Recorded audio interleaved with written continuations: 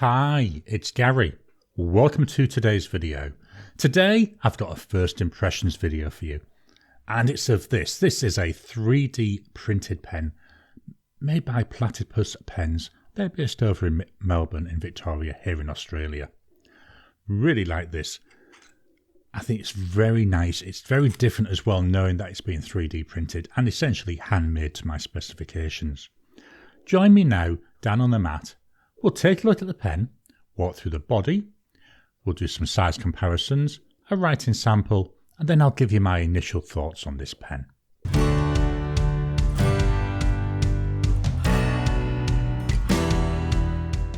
Welcome down to the table. So the other day I received this box here, Platypus Pens, handcrafted in Australia. I like this stamp here with the platypus there. I think it looks really nice.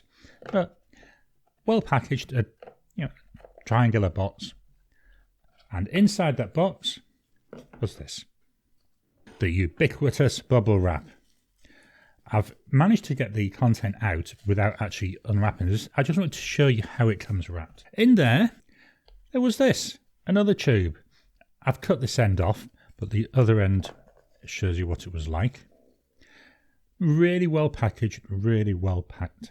Because in there was this. This is a Platypus 10. This is the Model 10. Just fetching my pen rest. This pen is 3D printed. So this is made by a gentleman over in Melbourne.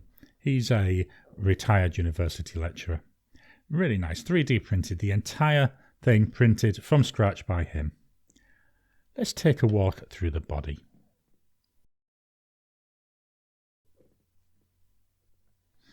So we start at the top. The top here, you can see a whole series of spirals. Not sure if that's coming over well on the camera. Let me just move that. Can I get this into the focus point? Hopefully that's focusing in now. So you can see we've got these spirals there. That's an artifact of the 3D printing. We then come down into this herringbone pattern. This is pattern number 2. It's got a number of different patterns available. Just trying to catch this so it catches the light. Each one is slightly faceted. So as I turn it around, you can actually see the light catching on that. So it's not round, it's made up of this series of faceted strips. Very nice. The cap is tapering out till we get to about 3/4, maybe 2/3 of the way down. Then it seems to go straight. We come down to this white band here. Now, the colours, he's got a massive range of colours. And this one, it's actually a brand new colour that he said he'd got in. And when he told me about it, I said, yeah, let's go for that. So that's why I've got this nice, gorgeous green. It's called Galaxy Green.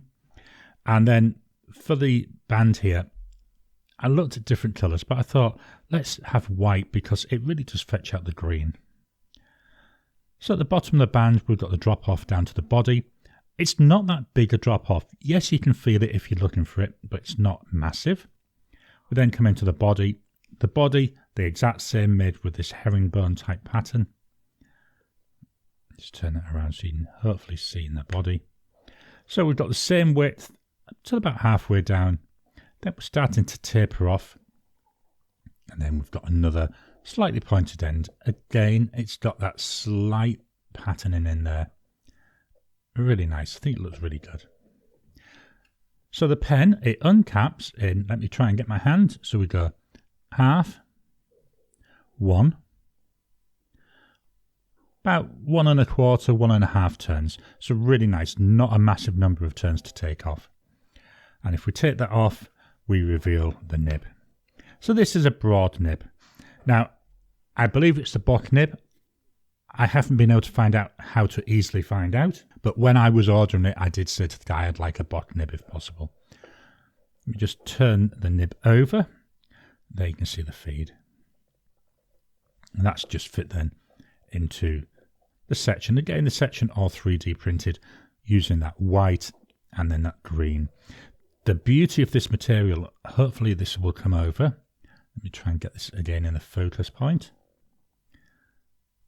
It's slightly translucent, so you can see what's going on there in the feed. If we look at the section's slightly wider at the bottom, then it comes in, so we've got a little bit of a lip there to help guide the fingers. Then it comes out nice and steadily until it hits the threads. My fingers, yep, they seem to sit nicely there. Unposted, seems a nice length. The pen will post. I tend to use my pens unposted though, but it seems alright, feels alright when it's posted and unposted. Let's unscrew the body. So in there we've got a Schmidt converter. I believe it's a Schmidt K5.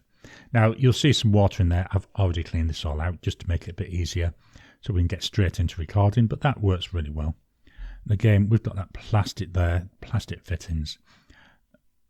Not sure if I'd ever think about eyedropper in this pen, but everything seems to be made out of that 3D resin. So let me pop this back together. Just going to swap over the view and we'll fetch in and do some size comparisons. The pens I brought in, my standard comparisons, we've got the Pilot Metropolitan, we've got the Lamy Safari. So if I line them all up by the top, there we go. The Platypus pen, longer than both of them. And this is with the cap on. Let's take the cap off and look at them unposted. Unposted, very similar story. The Platypus definitely looks a lot larger.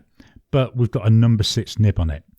If I move the nib so the bottom of the pen lines up rather than the bottom of the nib, then the Platypus is roughly the same size as the Safari. Let's look at these posted. With the pens posted, once again we can see that the Platypus just beats out the Lamy Safari. One thing to notice is the size of the section. The section roughly the same length as what we see with the Lamy Safari. Let's swap on over and put some ink into the pen. The ink I'm using is by Diamine and it's Diamine Elf, one of their ink vent inks. It's a standard ink, it's a nice green ink, and I thought when I was looking at the swatch card I thought yeah, that might be a nice colour match for the body. So we'll take off the lid. Here's the pen, the converter just pushes in. I've made sure the converter's all the way down. Let's dip in the pen and fill it up. So I've just done that once, and as you can see, got roughly 3/4 there filled up. So nice fill there. Just clean the nib off. Let's move this out of the way. One thing I did just notice when I was putting the pen back together, the section, I don't know why, I assumed that it joins above where the threads are, but when I take it off, it joins just below the threads. I think that's nice. So there we are, we've got the inked pen. Let's fetch in the notepad of testing.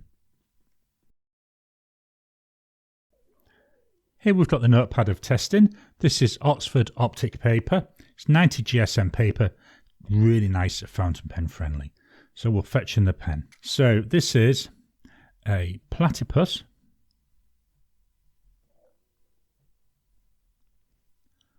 And it's the Model 10. It's got a broad nib. I do like my broad nibs. It's pattern number 2. And cost-wise, it was 170 Australian dollars. Then obviously postage and packing on top of that. The material is Galaxy Green.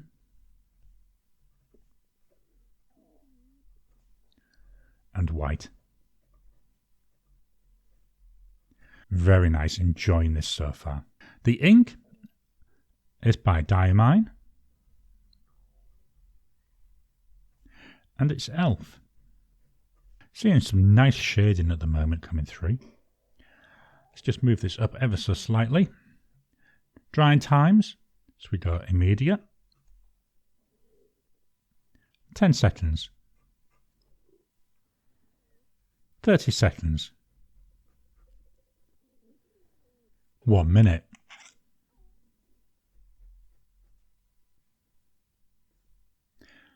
Still fairly wet at a minute. What I'm going to do, just on the line above, I'm going to do a 2-minute test. After 2 minutes, that's now nice and dry. Just move this up ever so slightly again. Is there any line variation with the pen? So this is with no pressure. Here I'm adding some pressure. seems to be ever so slightly wider. So none, with, none, with, none, and with. Seem to get slightly wider lines when I'm going down. I'm going to move the mic down to the page so you can hear the pen writing.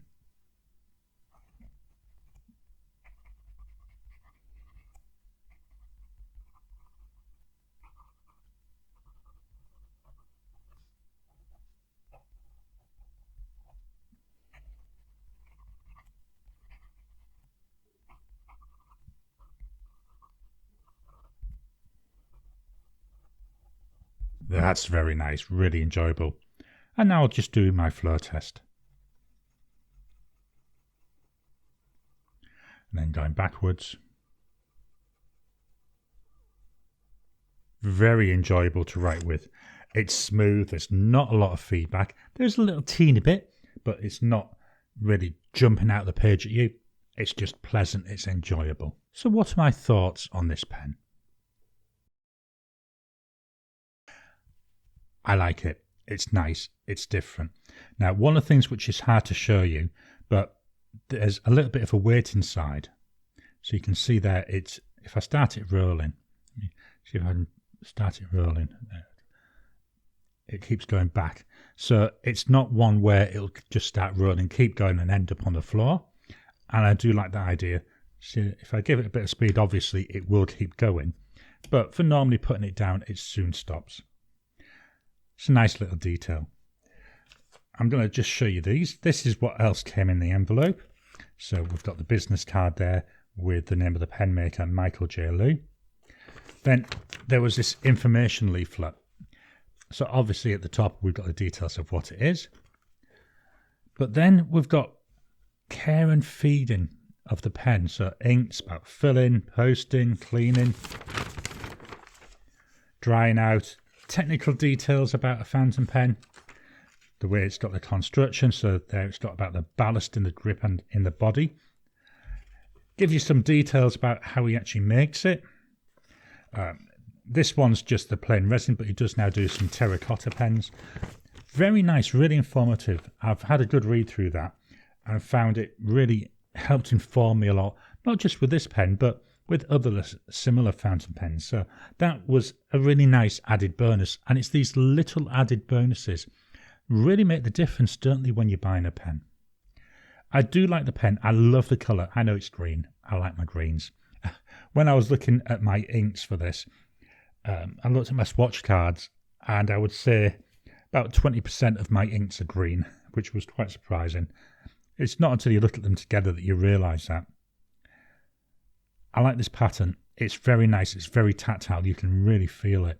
It's not just something that is just embedded, embossed on it. It's actually there. It's part of the material. It's part of the 3D printing process.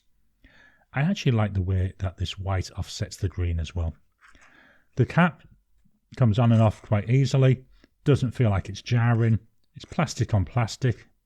So inside the cap there. Let's see if I can get the camera. You can see it's all that white plastic inside, or white resin. Like the way the section that I can see through it. It just adds a little bit of visual interest.